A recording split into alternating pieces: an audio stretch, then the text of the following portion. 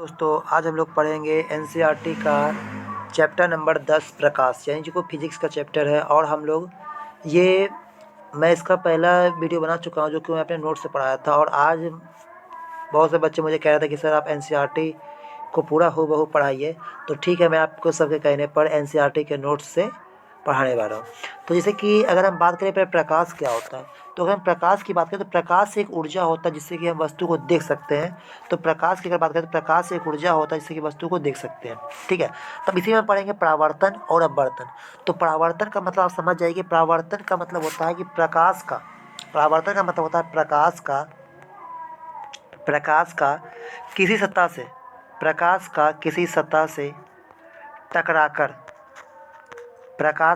से टकराकर लौटना, जो लौटता है वो प्रकाश परावर्तन हो गया। अब अगर हम मान लें अपवर्तन की बात करेगा, तो प्रकाश का एक माध्यम से अगर हम बात करें तो प्रकाश का एक माध्यम से होते हुए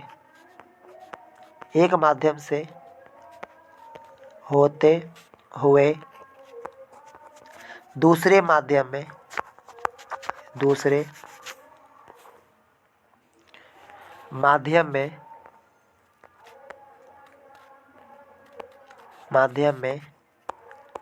प्रवेश कर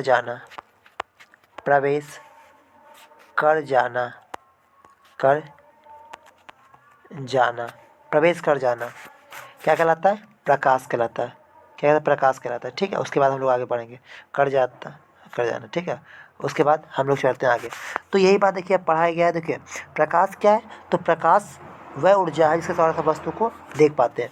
प्रकाश हमेशा कैसी रेखा में गमन करता है, तो प्रकाश हमेशा सीधी रेखा में गमन करता है। प्रकाश से विद्युत चुम्बकीय तरंग है और इससे संचरण के लिए माध्यम की आवश्यकता नहीं पड़ती है। यानी कि प्रकाश के लिए कोई भी माध्यम, जैसे मान सूर्य का प्रकाश अगर बात करें, यहाँ सूर्य है और सूर्य का प्रकाश अगर धरती तक जो आता है, धरती तक मान लीजिए यहाँ तक आए, तो बिना किसी माध्यम के आता है ना, तो इसके माध्यम की होती है। और प्रकाश जो होता है अपारदर्शी वस्तु की छाया बनाता है। तो हम बोल सकते हैं कि छाया किसकी बनती है, तो अपारदर्शी वस्तु की। क्योंकि अगर प्रकाश जब किसी वस्तु को पार नहीं कर पाएगा तभी उस वस्तु की छाया बनती है। और प्रकाश का चाल निर्वात 3 होता है। तो ये आप ये रखेगा, ये वीवीआई क्वेश्चन है कि प्रकाश की चाल आपसे पूछ सकता है 3 होता है। प्रकाश का परावर्तन तो ये बताए थे कि जैसे कि दर्पण पर अपने पड़ने वाले प्रकाश अधिकांश भाग को परावर्तित करता है। परावर्तित करने का मतलब होता है, परावर्तित करने का मतलब होता है लौटा देता है। परावर्तित करने का मतलब क्या होता है? लौटा देता है। यानी परावर्तित का अर्थ होता है लौटा देता है। आप सीधे जानिए, अगर किसी प्रकाश का अगर प्रकाश कोई सतह से टकरा कर अगर लौट जाएगा तो परावर्तन। अगर टकरा कर वापस एक मार्ग से वापस चला गया तो अपवर्तन हो जाएगा। तो अब इसका परावर्तन के दो नियम होता है। क्या नियम होता है कि प्रकाश के परावर्तन के दो नियम होता है। आपतन कोण और परावर्तन कोण के बराबर होता है। आपतित किरण दर्पण के आपतन बिंदु और अभिलंब तीनों एक ही तल पे होते हैं या एक ही बिंदु पर होते हैं। उसके बाद हम लोग आगे चलते हैं और देखिए, और यहाँ पे आप लोग देख सकते हैं कि यह कैसे है। देखिए अगर हम पढ़ें तो ये देखिए, अगर ये स्रोत देखिए आप दिखा दे रहे ये आ रही है तो आपतित किरण आ से आपतित, और यहाँ पे जो जा रहे परावर्तित किरण और बीच में जो अभिलंब, तो हमें क्या देखा? आपतित किरण, परावर्तित किरण, अभिलंब तीनों बिंदु मिल रही है। अब देखिए आपतित किरण और अभिलंब के बीच में जो कोण बनता है ये होगा आपतन कोण। आपतित किरण और अभिलंब के बीच में जो कोण बना अब वो हुआ आपतन कोण। अब परावर्तित किरण और अभिलंब के बीच जो कोण बनता है उसे बोलते हैं परावर्तन कोण बोलते हैं। ठीक है, अब प्रतिबिंब, तो प्रतिबिंब वहाँ बनता है जिस बिंदु पर कम से कम 2 परावर्तित किरणें परिचित होती है। यानी हम बोल सकते हैं प्रतिबिंब पर जहाँ पे 2, अगर इसे मान लीजिए यहाँ पे बनाए तो एक बिंदु यहाँ गया और परावर्तित होकर यहाँ आ गया, फिर यहाँ गया और यहाँ आ गया। ठीक है, इस तरह का परावर्तित हुआ। तो अगर मान लीजिए जहाँ पे 2 परिचित होती है कटेगी, मान लीजिए ये इधर गया इधर से गया, तो जहाँ पे कटेगी वहाँ प्रतिबिंब बनेगी। ठीक है, उसके बाद हम लोग आगे की ओर बढ़ते हैं। तो प्रतिबिंब कहाँ बनता है? तो प्रतिबिंब वहाँ बनता है जिस बिंदु पर कम से कम 2 परावर्तित किरणें परिचित होते हैं। तो आपसे क्वेश्चन में पूछ सकता है कि कोई भी बिंदु का प्रतिबिंब बनने के लिए कम से कम कितने परावर्तित किरणें परिचित होती है? तो 2 प्रतिशत। कितना बनना है? 2 प्रतिशत बोलिएगा। ठीक है, उसके बाद हम लोग आगे की ओर बढ़ते हैं। ठीक, अब देखिए क्या है, अब वास्तविक प्रतिबिंब। तो वास्तविक प्रतिबिंब याद रखिए, वास्तविक जो होता है, वास्तविक प्रतिबिंब आप याद रखिएगा कि वास्तविक जो होता है हमेशा उल्टा, वास्तविक होता है हमेशा उल्टा, वास्तविक उल्टा और काल्पनिक हमेशा सीधा, काल्पनिक हमेशा सीधा। क्या आप कभी कल्पना की है कि आप जूता खाएं तो नहीं, कल्पना हमेशा सीधा होता है, लेकिन वास्तविकता क्या होता है, उल्टा होता है। तो ये क्या होता है, तो ये तब बनता है जब प्रकाश की किरणें वास्तव में प्रतिच्छेद होती है। अगर वास्तव में कटेगी तो वह परिच्छेदी, और अगर कटती हुई प्रतीत हो, इसे अभी हमने बताया था कटते प्रतीत हो रही है, तो आभासी हो जाएगा। इसे पर्दे पर वास्तविक को प्राप्त कर सकते हैं, लेकिन काल्पनिक को प्राप्त नहीं कर सकते।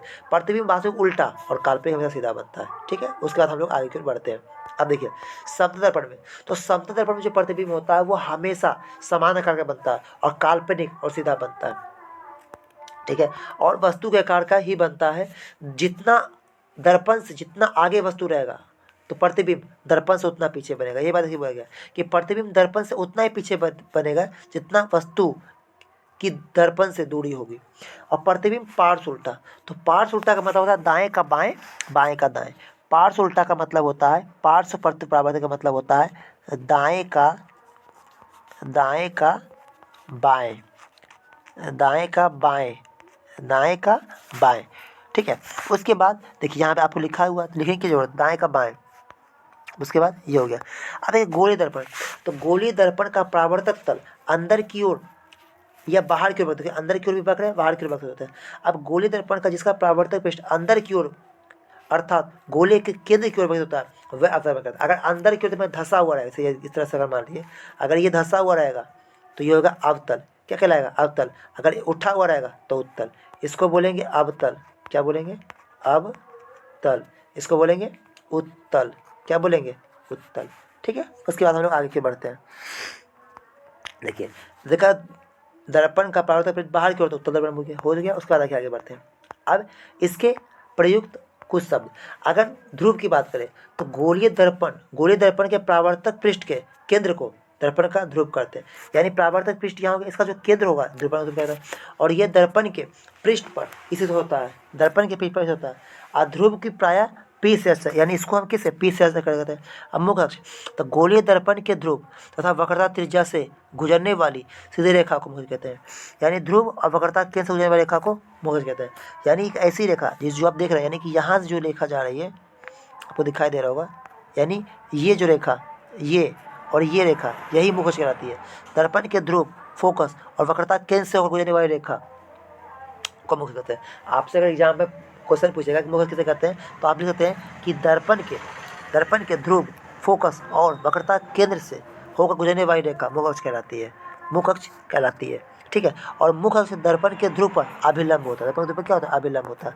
उसके बाद वक्रता केंद्र, तो गोलीय दर्पण का परावर्तक पृष्ठ एक गोले का भाग होता है, और इस गोले का जो केंद्र होता है उसे गोलीय दर्पण का वक्रता केंद्र कहते हैं। और वक्रता केंद्र को हमेशा शीर्ष निरूपित करते हैं। और वक्रता त्रिज्या, तो गोलीय दर्पण का परावर्तक पृष्ठ जिस गोले का भाग होता है, गोलीय दर्पण का परावर्तक पृष्ठ जिस गोले का भाग होता है उसकी त्रिज्या दर्पण की वक्रता त्रिज्या कहलाती है, और इसे आर से निरूपित करते हैं। अब द्वारक, तो गोलीय दर्पण के परावर्तक पृष्ठ तल की वृत्ताकार सीमा रेखा का जो व्यास, वृत्ताकार कोई सीमा रेखा का, मान लीजिए जो सीमा रेखा ये वृत्ताकार हो गया, और इसका जो व्यास कहलाएगा यही द्वारक कहलाएगा। क्या कहलाएगा, द्वारक। अब मुख्य अक्ष, तो मुख्य अक्ष पर वह बिंदु जहाँ मुख्य अक्ष समांतर किरणें, अगर वह बिंदु जहाँ मुख्य अक्ष के समांतर किरणें आकर मिलती है या परावर्तित किरणें मुख्य अक्ष पर एक बिंदु से आती हुई प्रतीत होती है तो उसे गोलीय दर्पण मुख्य कहते हैं। जैसे अगर मान लीजिए यहाँ हम मिला, अगर यहाँ हम मिला दिए और यहाँ पे एक मुख्य अक्ष हो गया, मुख्य अक्ष समांतर किरणें अगर यहाँ से आया और यहाँ चला गया, ठीक, फिर यहाँ से आया और यहाँ से इसे चला गया, ये तो यहाँ हो गया ना, तो ये जो मेरा यही फोकस हो गया, क्या हो गया, फोकस हो गया, ठीक। उसके बाद हम लोग आगे बढ़ते हैं। उसके बाद क्या है, अब देखिए, तो गोलीय दर्पण के ध्रुव तथा मुख्य फोकस के मध्य दूरी, तो गोलीय दर्पण के ध्रुव तथा फोकस के बीच की दूरी फोकस दूरी कहलाती है, ऐसे हम एफ से नोट करते हैं। अब छोटे द्वारक के गोलीय दर्पणों के लिए वक्रता त्रिज्या फोकस दूरी दुगनी होती है। अगर छोटा द्वारक है तो उसमें गोलीय दर्पण के लिए वक्रता त्रिज्या क्या होती है, फोकस से दूरी होती है। इसे हम R = 2F द्वारा व्यक्त कर सकते हैं, R = 2F। उसके बाद आगे देखिए, अब आपतन दर्पण बनाने का कुछ नियम है। देखिए, तो पहला नियम की है कि देखिए, अगर दर्पण के मुख्य अक्ष के समांतर प्रकाश किरणें, अगर दर्पण के देखिए मुख्य अक्ष के समांतर प्रकाश की किरणें अगर आ रही है तो वो क्या होगी, परावर्तन के पश्चात दर्पण के मुख्य फोकस से गुजरेगी। अगर ये देखिए यहाँ से किरण आई तो मुख्य फोकस से गुजरेगी ना, मुख्य फोकस से गुजरेगी। उसका दूसरा नियम क्या है, कि आपतन दर्पण के फोकस से गुजरने वाली रेखा परावर्तक बता, अगर मानिए यहाँ से आए फोकस से, अगर मानिए फोकस से गुजरी तो परावर्तक के मुख समांतर होगी। यानी कहने का मतलब ये हुआ कि अगर देखिए यहाँ पे अगर कोई किरण मुख अक्ष समांतर, यानी कि ये पीसी हो गया मुख अक्ष, ये मुख अक्ष, अगर इसके समांतर अगर देखिए यहाँ पे अगर इसके समांतर ये किरण आ रही है, समांतर ये आ रही है, तो यहाँ से हमेशा फोकस से गुजरेगी। किससे गुजरेगी? फोकस से गुजरेगी। ठीक है, किससे गुजरेगी? फोकस से। और अगर मानिए इसके जस्ट उल्ट आगे बढ़िए, अगर कोई रेखा अगर फोकस से गुजर रही है, कहाँ से? फोकस से। देखिए अगर फोकस से ये गुजर रही है तो परावर्तक मुख अक्ष समांतर हो जाएगी। कहाँ से? मुख अक्ष समांतर हो जाएगी। ठीक है, अगर फोकस से गुजरेगी तो मुख अक्ष समांतर ही हमेशा होगी। अब देखिए, लेकिन अगर वक्रता केंद्र से गुजरने वाली रेखा, अगर वक्रता केंद्र से गुजरती है तो याद रखिए, वक्रता केंद्र से गुजरती है तो यहाँ से गुजरेगी वक्रता केंद्र से, तो ये इधर से गुजरी है ना, तो वापस इसी मार्ग में रिफ्लेक्ट हो जाएगी। यानी कि अगर हम बोलते हैं कि वक्रता केंद्र से गुजरने वाली किरण परावर्तक के पश्चात उसी दिशा में परावर्तित हो जाती है। अगर मुख के समांतर आए तो फोकस पर, और फोकस से आए तो मुख समांतर हो जाएगी। ठीक, 3 नियम जानिए। उसके बाद देखिए अवतल दर्पण के अगला नियम क्या है कि अवतल दर्पण के P की ओर, अवतल दर्पण के बिंदु P की ओर और मुख अक्ष से तिर्यक दिशा में आपतित किरण, अगर मान देखिए P की ओर है और मुख से तिर्यक दिशा में, तिर्यक दिशा में अगर कोई आती है किरण तो तिर्यक दिशा में आती है तो तिर्यक दिशा में ही परावर्तित होगा। अगर मैंने इधर से आया ये किरण तो परावर्तित भी तिर्यक, अगर तिरछा से आया तो तिरछा ही परावर्तित होगा।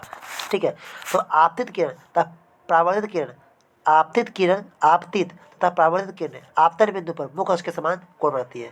यानी कि आपतित किरण, आपतित जो होती है आपतित किरण, परावर्तित किरण आपतन बिंदु पर मुख अक्ष के समान, मुख अक्ष से समान कोण बनाती है। ठीक है, उसके बाद आगे के हम बढ़ सकते हैं।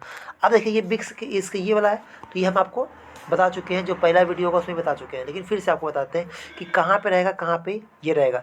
तो अगर हम बात करें अवतल दर्पण, तो आपको इतना नहीं आपको देखो याद करेंगे। देखिए यहाँ से बनाते सीखते हैं, तो कैसे क्या बनाना है ये आप सीख सकते हैं सब। देखिए जैसे यहाँ है तो आपको पहले अवतल बनाना है, क्या बनाना है? अवतल दर्पण बनाते हैं। देखिए अवतल दर्पण ये बना रही हम यहाँ से, एक मिनट देखिए, तो यहाँ देख पाएंगे ये अवतल दर्पण हो गया ना, तो यहाँ से ऐसा कर देंगे, यहाँ पे ये बना रही है।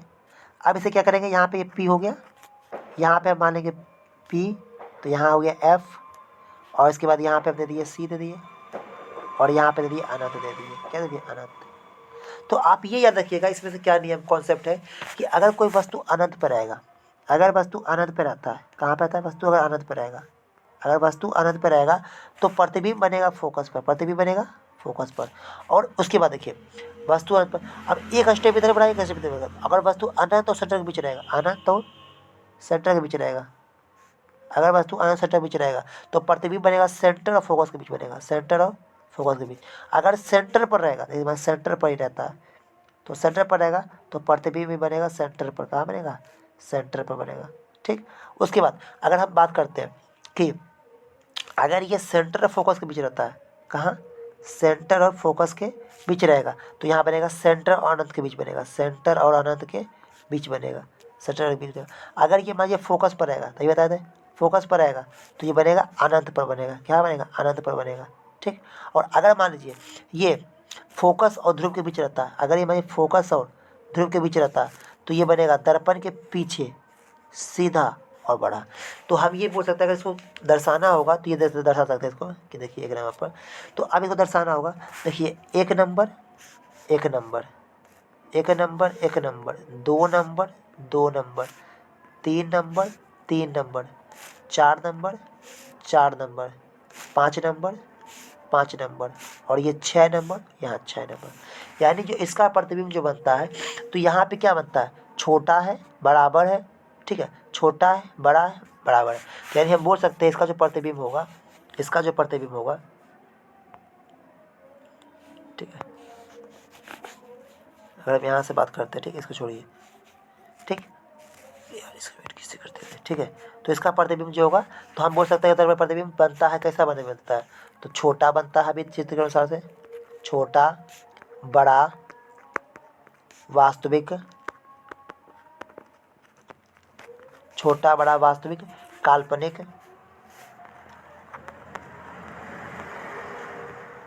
ठीक है, छोटा, बड़ा, वास्तविक, काल्पनिक, बराबर, बराबर, इस तरह प्रतिबिंब बनेगा। उसके बाद आगे बढ़ते हैं। देखिए अभी बताए थे ये सब है, ये सब जो हम बताएं वही बनेगा। अनंत पर फोकस पर, फोकस तो ये सब बताते हैं, ठीक है, ये सब तो बता दिया।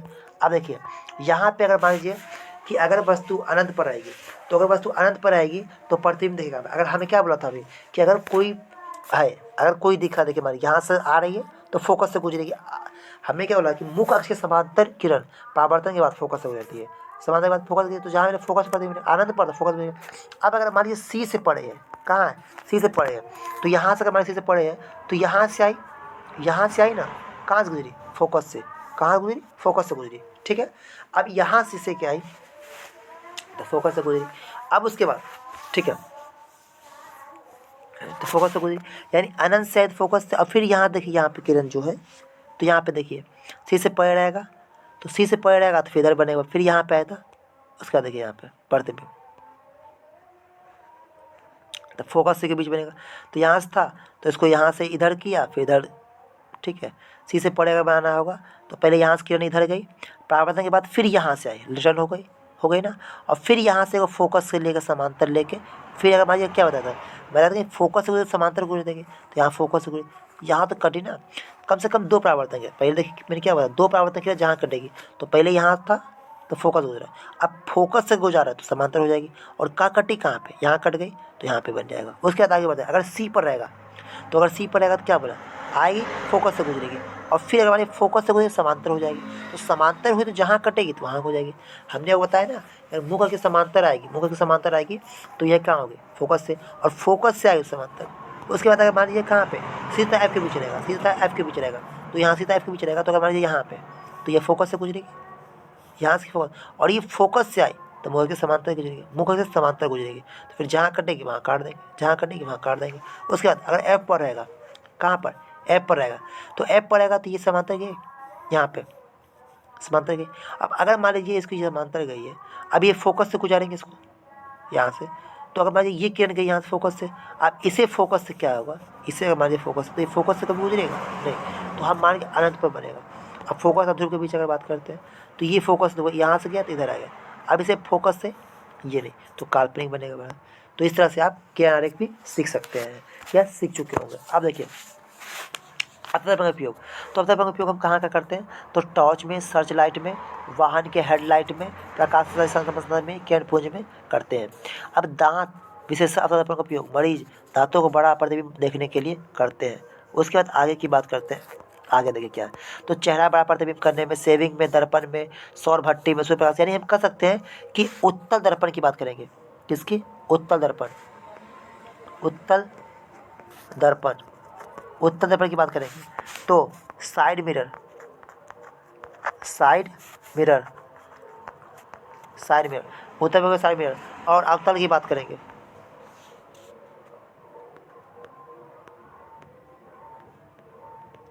उत्तल से अवतल दर्पण की बात करेंगे, बाद बाकी सब में अवतल दर्पण, बाद बाकी सब में अवतल दर्पण, यानी कि 2 चीज़ में, साइड मिरर, ठीक है, और रोड लैंप। साइड मिरर और रोड लैंप पे एक रोड लैंप होगा, क्या होगा, road lamp, road lamp, road lamp में उत्तर दर्पण, बाद बाकी अवतल दर्पण। उसके बाद देखिए यहाँ था वही सब, उसके बाद आगे उत्तर दर्पण का, तो समांतर किरण परावर्तन के बाद फोकस से गुजरती है, हो गया। अब उत्तर दर्पण के फोकस से गुजरने वाले किरण परावर्तन फोकस से समांतर निकलेगी, यही बात है। देखिए ग्राफ खींचा गया, ठीक है, इसी आरेख वाला, इसका बाद यही बात 2 बात, अनंत पर फोकस पर ये किरण आरेख देखिए, वाहन हेडलाइट में, दुकान सिक्योरिटी दर्पण ग्रुप में करते हैं, ये सब बता दिए। अब गोल दर्पण के परावर्तक चिन्ह, तो बिंब हमेशा दर्पण के बाईं ओर रखी जाती है, दर्पण के बाईं ओर, और इसका अर्थ है कि दर्पण पर बिंब से प्रकाश बाईं ओर प्राप्त होता है, और मुख से समांतर सभी दूरियां दर्पण के ध्रुव से होती है। मूल बिंदु के दाईं ओर +x और -x, अगर मान लीजिए दर्पण के ध्रुव, इसे मान लीजिए इसको कोऑर्डिनेट करेंगे, अगर यहाँ x रह गया तो इधर का मान लीजिए, यहाँ मानते हैं 0, मानते हैं क्या, मान 0, तो इधर तरफ जो भी आएगा, इधर का जो भी रहेगा प्लस, ऊपर प्लस रहता है, ऐसे अगर मानेंगे तो यहाँ पे देखिए इधर माइनस हो गया और यहाँ पे ये प्लस हो जाएगा। अगर इधर की ओर बात करेंगे तो ये माइनस और ये माइनस, और यहाँ की बात करेंगे तो ये माइनस और ये प्लस हो जाएगा। इस तरह से कोऑर्डिनेट करके आप सवाल को यहाँ सॉल्व कर सकते हैं, ठीक है। तो ये सब सवाल को बाकी इधर समझा दिए भाई, समझने की कोई जरूरत नहीं फिर आगे बढ़ा। अब देखिए बीम की दूरी याद रखना है कि ये बीम की दूरी, यानी बीम माने होता है वस्तु, बिंब माने वस्तु, प्रतिबिंब माने छाया। तो वस्तु दूरी हमेशा क्या ऋणात्मक होती है, क्या होती है ऋणात्मक, और आपतन दर्पण की दूरी हमेशा ऋणात्मक होती है। वस्तु की दूरी या आधा फोकस दूरी ऋणात्मक होती है।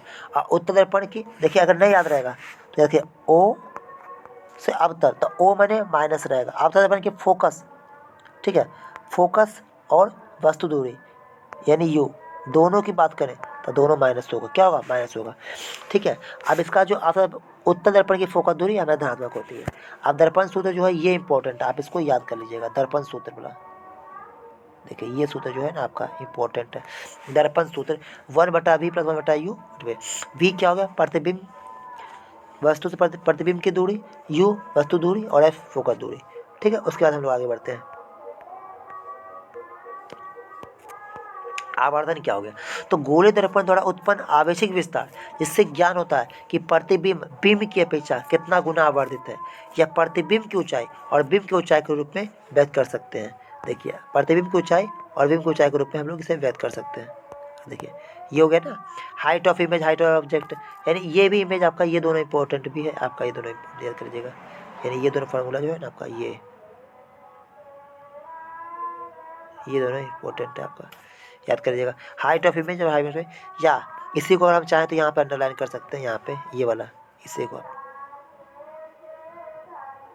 ठीक है, ये वाला आप कर सकते हैं। हाइट ऑफ इमेज बेटा, हाइट ऑफ इमेज और एम ऋणात्मक तो प्रतिबिंब वास्तविक होगा।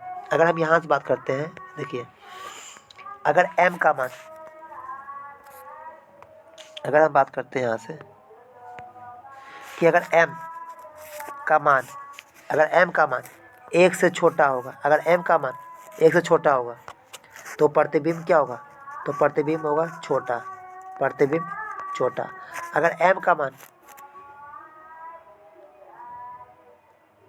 सॉरी, अगर एम का मान, देखिए यहाँ पे क्या बोला, अगर एम का मान जो होता है, अगर एम का मान 1 से बड़ा होता है, ठीक है, एम का मान 1 से बड़ा तो प्रतिबिंब क्या होगा, बड़ा। और अगर एम का मान 1 से छोटा होगा, ठीक है, 1 से छोटा होगा तो प्रतिबिंब छोटा, छोटा। अगर एम का मान 1 के बराबर होगा तो प्रतिबिंब बराबर बनेगा, प्रतिबिंब क्या होगा, बराबर बनेगा, ठीक है। उसके बाद हम लोग आगे बढ़ते हैं, आगे बढ़ते हैं। देखिए यही बात बोला गया, देखिए एम ऋणात्मक होगा तो एम ऋणात्मक, प्रतिबिंब वास्तविक। अगर धनात्मक होगा तो प्रतिबिंब आभासी। अगर हाइट ऑफ इमेज, हाइट होता है एम बराबर 1 तो प्रतिबिंब बराबर आकार का। अगर एम का मान 1 से बड़ा तो प्रतिबिंब बड़ा आकार का, एक छोटा तो छोटा आकार, सब चीज़ यहाँ पे लिखा ही हुआ है। उसके बाद आगे की ओर बढ़ते हैं।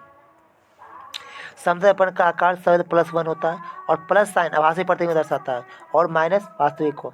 प्रतिबिंब का आकार बिंब के आकार के बराबर है, एक जो है दर्शाता है कि प्रतिबिंब का आकार वस्तु के बराबर है। यदि m बराबर, यदि हम बात करते हैं कि m का मान +v/i यानी कि है, तो m का अगर मान लीजिए प्लस में होगा तो दर्पण उत्तर है, और अगर माइनस में है, ठीक है, यदि m बराबर +v/i तो दर्पण उत्तर है। m का मान अगर 1 से छोटा दर्पण उत्तर, अगर m का मान 1 से बड़ा तो दर्पण अवतल होगा, और m अगर -v है दर्पण अवतल होगा, दर्पण क्या होगा, अवतल। उसके बाद हम लोग आगे बढ़ते हैं, ठीक है। तो इस तरह से हम लोगों ने इस टॉपिक को पूरा कंप्लीट कर लिया। 1 शॉट में प्रकाश का परावर्तन अपवर्तन खत्म हो गया, और इसे जितना ज़्यादा हो सके आप शेयर कीजिए। अगर वीडियो आपको अच्छा लगा होगा तो चैनल को लाइक, सब्सक्राइब और शेयर करना ना भूलिएगा। धन्यवाद।